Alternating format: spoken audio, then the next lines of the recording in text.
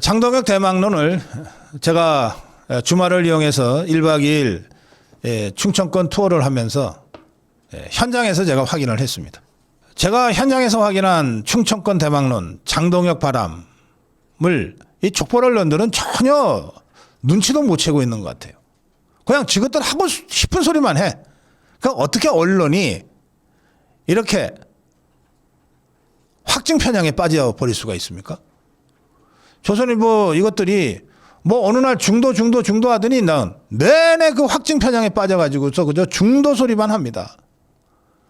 오늘 조선일보의 사설은 극단 지지층만 바라보다가 역풍을 맞은 정청래 장동혁이라고, 장동혁 대표를 정청래와 같은 급으로 놓고 지금 비난을 퍼붓고 있어요. 장동혁과 같은 급으로 비교된 정청래는 기분 좋겠지만 기분 좋을지 모르죠. 우리 자유파 국민들은 이 사설의 제목만 보더라도 아주 구역질이 납니다.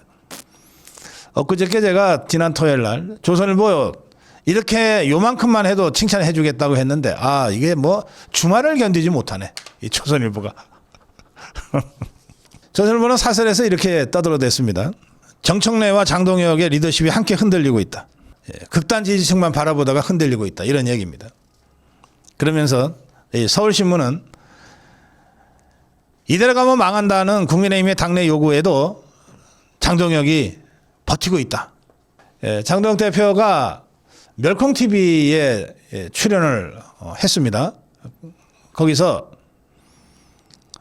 제가 계획했던 타임라인과 스케줄이 있고 지금까지는 제가 생각했던 것에서 크게 이탈하지 않고 가고 있다.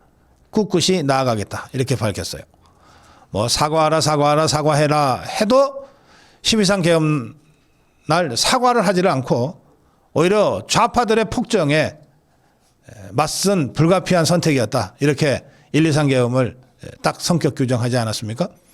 그 후에 족보 언론에 사주 받았는지는 모르겠지만 한동훈과 그 똘마니들에 더해서 이 소수 몇 안 되는 기회주의자들이 일제히 언론에 나가서 윤석열 대통령과 절연해야 된다 이러면서 장동혁 대표를 계속 공격하고 있는데 뭐 전혀 흔들림이 없습니다. 사과 명단에 이름을 올린 25적 중에 하나인 이성권이는 기존에 당심 민심 50대 50을 당심 70 민심 30으로 바꾸겠다고 하는 당의 기본 방침에 대해서 민심에 역행하는 정치적 자해 행위라고 떠들어댔습니다. 이성권, 그렇게 민심이 좋으면 민심 찾아 빨리 밖으로 떠나. 왜 당 안에서 당의 온갖 혜택은 다 받아가면서 당원들의 소리를 더 기울여 듣겠다고 하는 당 지도부한테 민심을 앞세워서 택도 아닌 공격을 해야 되는 거야. 그렇게 민심이 좋으면 민심 찾아 밖으로 나가. 사하에 갑을이 있는데 그게 조경태하고 이성권이가 갑을을 각각 차지하고 있어요. 사하에 가서 한번 들여다봐. 민심을 직접 한번 몸으로 체험해봐. 어떤지. 조은희는, 이게 서초죠, 지역구가, 윤한홍이의 발언 제가 오늘 컬럼에서 자세하게 다시 말씀드리겠습니다. 윤한홍이가 똥 묻은 개가 겨 묻은 개 나무라면 그걸 설득력이 있냐, 이런 식으로 해서 지가 속해 있는 국민의힘을 똥 묻은 개라고 비하한 바로 그 자입니다. 이 자의 이 발언을 조은희가 윤 의원께서 말씀하신 인식과 우리 당이 나가야 할 방향에 대해 깊이 공감한다, 이렇게 썼어요. 깊이 공감한다. 김재섭이는 윤 의원이 우리가 나가야 할 방향에 대해 좌표를 정확하게 설정해 주셨다. 야, 이게 윤한홍이가 갑자기 배신자들의 스타로 떠올랐네. 그러자 김민수가 참다 또 나섰어요.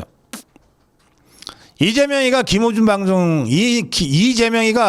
방송에 나가는 건 괜찮고 우리 장동혁 대표가 우파 유튜브에 나가면 그건 극우라고 안 되냐? 도대체 언론이냐 선동기관이냐?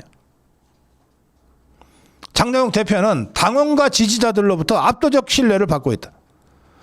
당원과 지지자들에게 신뢰받고 사랑받는 정치인을 당내에서 고립했다는 따위로 공격하는 순간 우리 당원과 국민들은 정치의 주체가 못 되고 관리 대상으로 폄하되는 것 아니냐.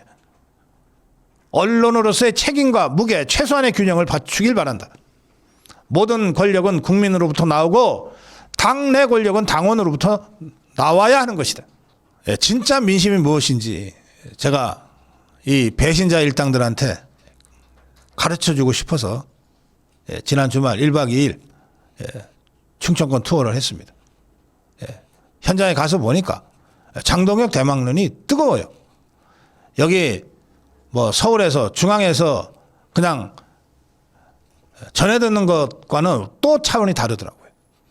그것을 당진의 우리 아미고 동지들과 함께 대화를 하면서 다시 한번 느꼈습니다. 당진 아미고 회원들과의 모임에서 제가 장동혁 대망론에 대해서 말씀드린 그 영상 지금 잠깐 함께 보시고 논평 계속하겠습니다.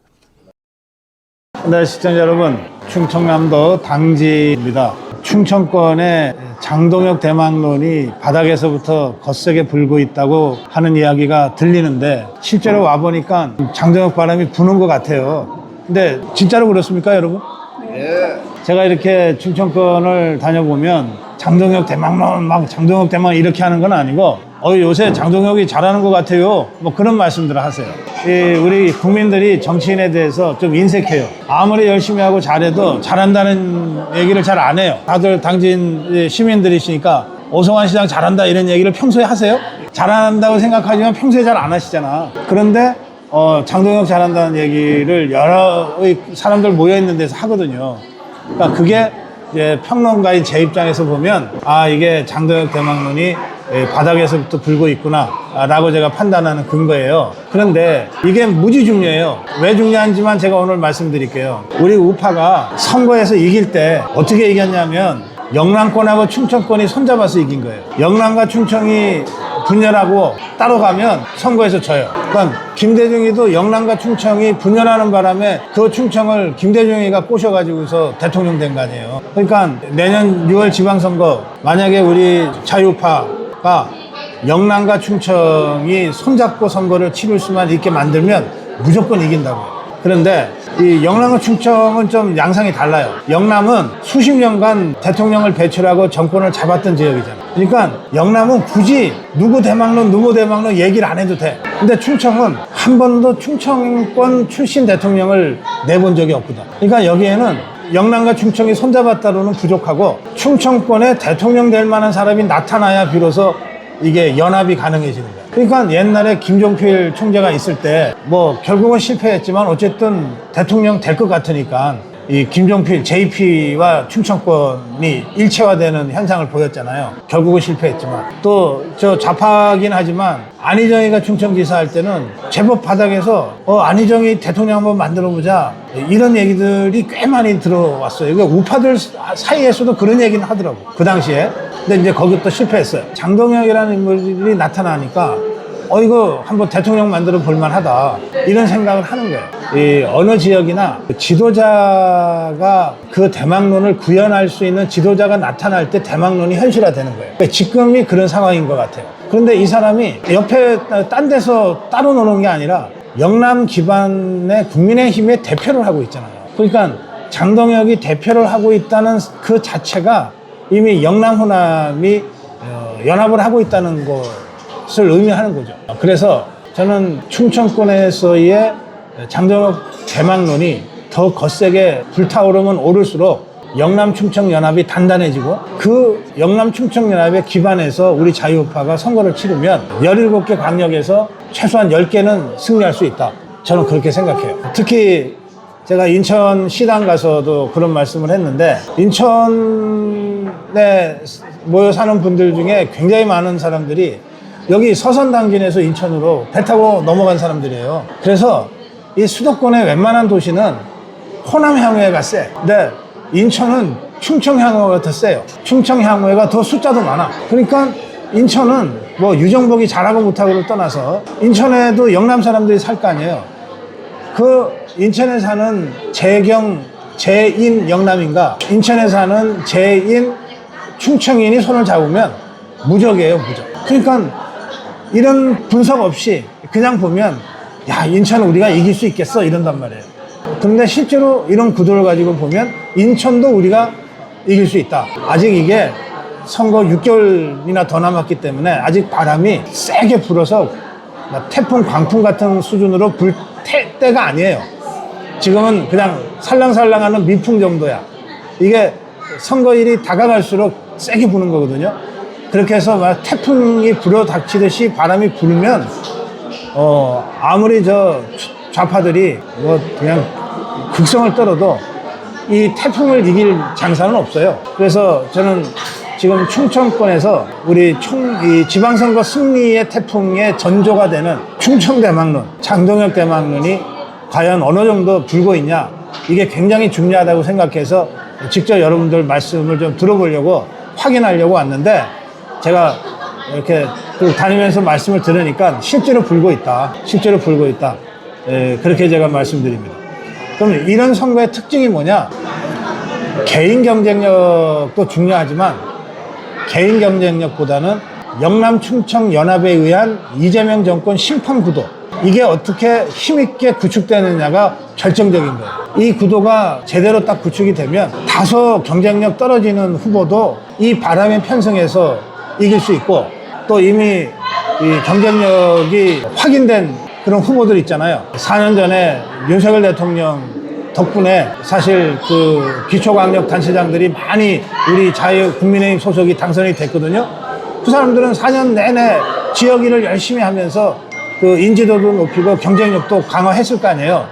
이런 사람들은 훨씬 더 힘있게 이 선거를 할 수가 있어요. 그래서 저는 내년도 6월 지방선거도 이런 흐름이 있기 때문에 우리 자유파가 국민의힘이 승리할 수 있다, 그렇게 생각합니다. 민심이 막 있는데 이 민심이 선거 결과로 나타나려면 이 민심을 주워 담고 이걸 모아내는 그런 지도자가 있어야 돼요. 이 지도자가 없으면 평소에는 막 이재명이 욕하고 뭐 종북주사파 욕을 해도 막상 선거 전날 돈 풀어버리면 그냥 넘어간다고요. 이 핵심은 민심이 아니라 이 민심을 수습하고 모아낼 수 있는 리더십인 거예요. 이 리더십이 없으면 아무리 우리한테 민심이 유리하게 돌아가도 선거에서 이길 수 없어. 그러니까 지금 우리가 이 장동혁이 중요한 이유는 바로 그 민심을 모아낼 수 있는 지도자로서 역량을 보이고 있기 때문이에요.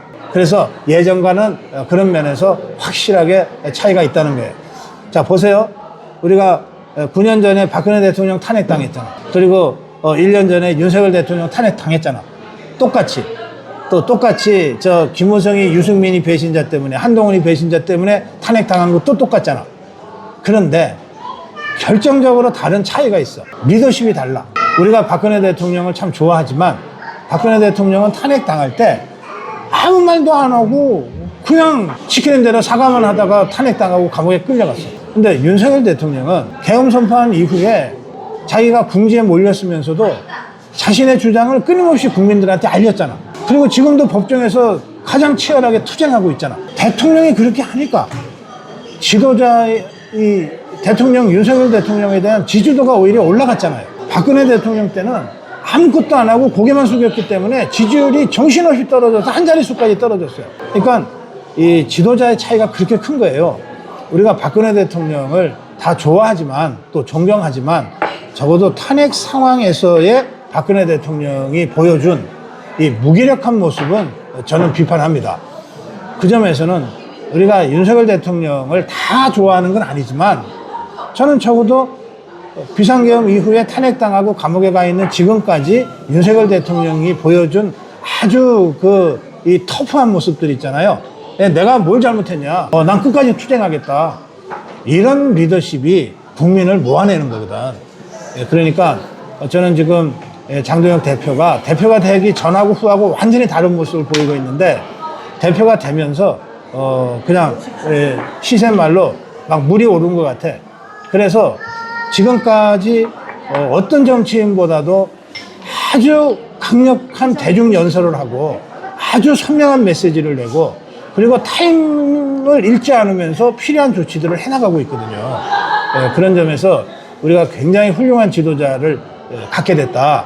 그리고 그 지도자가 다른 곳도 아니고 바로 충청권에서 나타나서 충청도를 중심으로 한 장동혁 대망론이 영남권과 충청권 연합을 지금 구성하고 구축하고 있기 때문에 내년 지방선거는 우리가 승리할 수 있다. 제가 그렇게 생각을 한다는 뜻입니다. 제가 우리 시청자 여러분께 분명하게 말씀드릴 수 있는 건, 물론 선거가 아직 6개월 이상 남았기 때문에 그 사이에 천지가 개벽하는 일이 여러 번은 일어날 수 있는 시간이에요. 선거로 보면 6개월은 무지무지 긴 시간이야. 그렇지만 지금 이 시점에서 제가 여러분께 확실하게 말씀드리는 것은, 막상 충청도에 내려와 보니까 장동혁 대망론이 바닥에서부터 끓고 있다. 그래서 이 흐름을 잘 만들어가면 우리 자유파의 그 승리 방정식, 영남 충청 연합을 통한 전국 선거 승리라고 하는 것을 내년 6월 선거에서도 구현할 수 있겠다. 거기까지 제가 오늘 말씀드리는 걸로 하겠습니다. 고맙습니다. 네. 제가 한 40년 정치평론을 하면서 정치적 사안에 대해서 제 나름의 소신을 가지고 또 제 나름의 원칙을 가지고 쭉 평론을 해왔습니다. 그런데 저도 때로는 중앙정치판 여의도에서 들려오는 이런저런 이야기를 들으면서 좀 직접 확인해 봐야 되겠다 하고 느낄 때가 많습니다. 또 여론조사의 그 숫자 속에 포함되어 있는, 그러니까 아주 무미건조한 몇 퍼센트 몇 퍼센트, 이것이 진짜 어떤 의미를 갖는 것인지를 확인하기 위해서 제가 일부러 그 지역에 현장에 내려가는 경우도 많습니다. 이를테면은 48대 46 나왔다. 그러면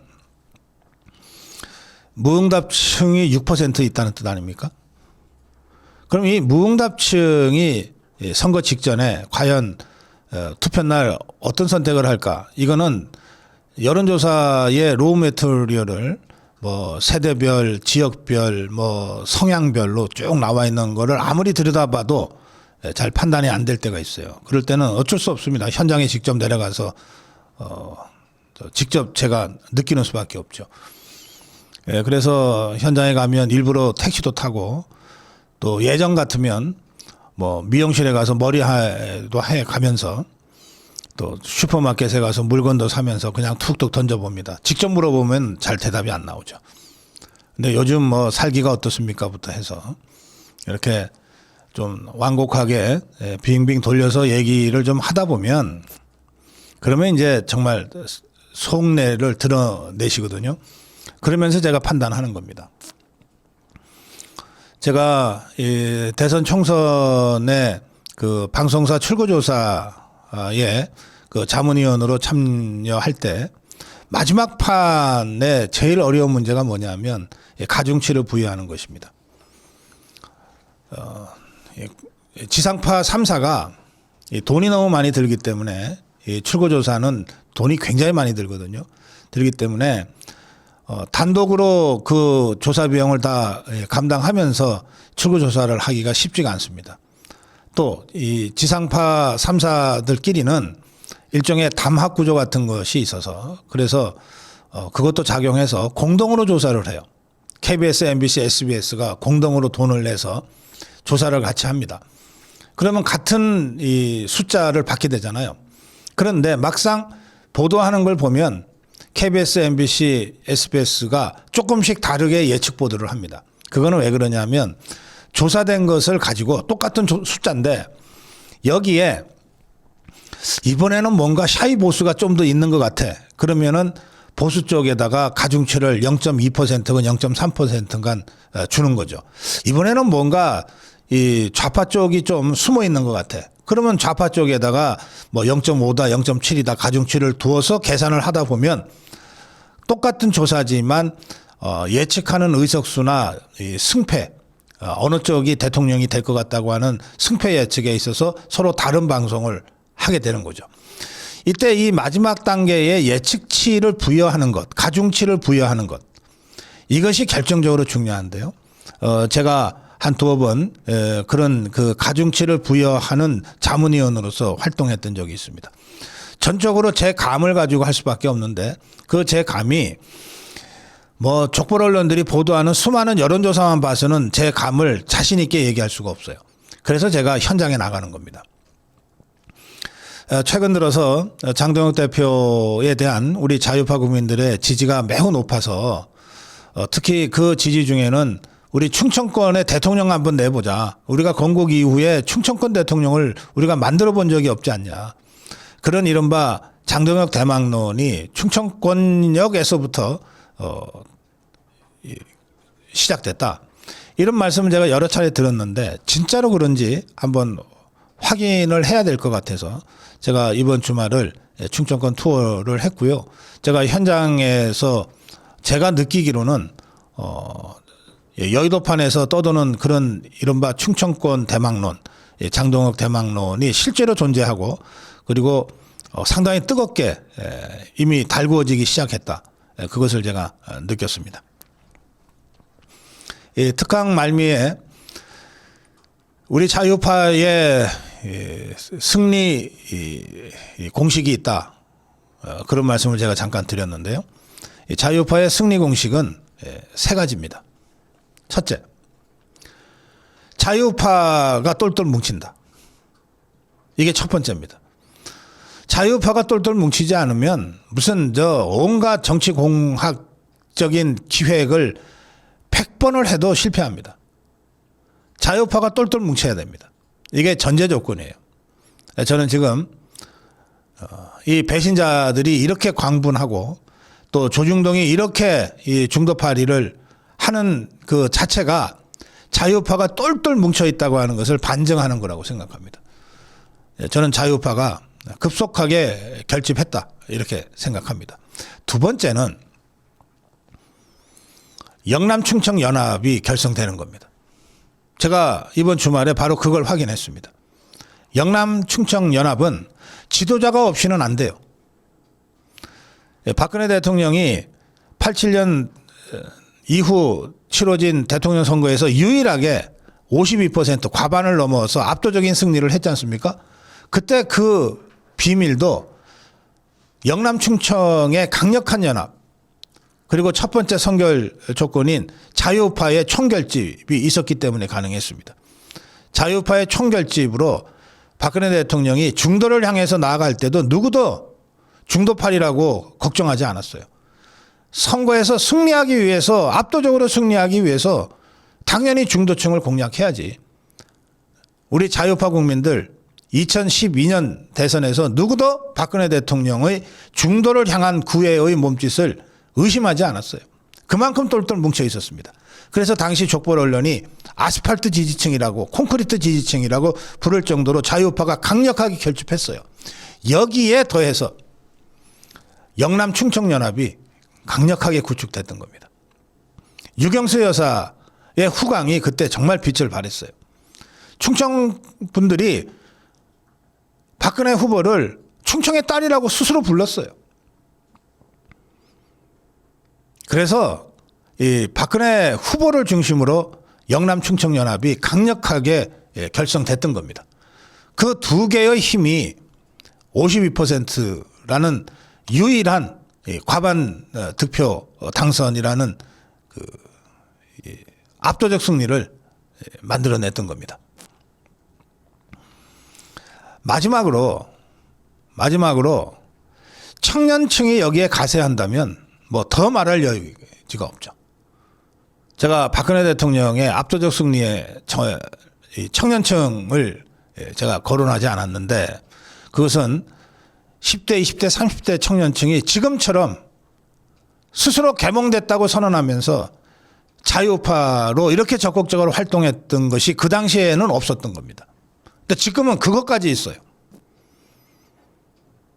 그래서 자유파가 강력하게 결집하고 영남 충청 연합이 구축되고 여기에 1230 청년 세대들까지 가세하고 있는 상황이기 때문에 내년 지방선거는 우리 자유파가 질래야 질 수 없는 선거다. 저는 그렇게 확신하는 것이고요. 이런 상황이기 때문에 저 중도 파리를 해야 뭔가 챙길 것이 생기는 족벌 언론들이 뭐 발광하듯이 지금 이 장동혁 대표를 협박하고 강압하고 있는 겁니다. 또 이런 상황이 구축되면 한동훈과 그 배신자 똘마니들 윤한홍이나 권영진이 같은 권력만 쫓는 이 기회주의자들이 설 자리가 더 이상 없기 때문에, 그리고 이대로 가면 2년 반 후에 총선에서 공천은커녕 아예 명함도 못 내밀 것 같으니까 지금 미리 발작하는 겁니다. 그래서 제가 이번 주말 1박 2일 충청 투어를 하면서 충청권에서 불고 있는 뜨거운 장동혁 바람이 자유우파 총단결과 영남 충청 연합을 구축하는 데 성공하고 있다. 여기에 123 계엄으로 스스로 계몽됐다고 선언한 청년들이 가세하고 있기 때문에 내년 지방선거는 우리가 필승할 수 있다. 이렇게 생각해서 그런 특강을 했습니다.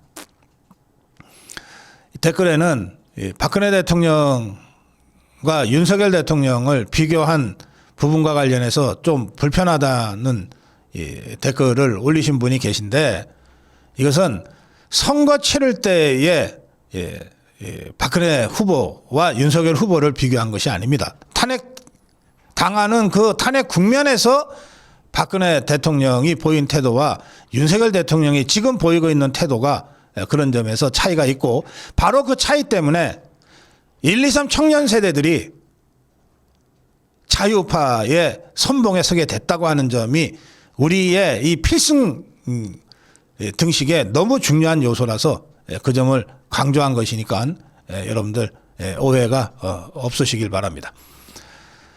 흔들리지 않습니다. 장동혁 대표가 이 상황을 알고 있기 때문에 이길 수 있다는 확신을 가지고 지금 앞으로 나아가는 겁니다. 제가 여러 차례 말씀드렸는데 장동혁 대표는 대통령 꿈을 숨기지 않고 있어요. 대통령이 되고 싶어 합니다.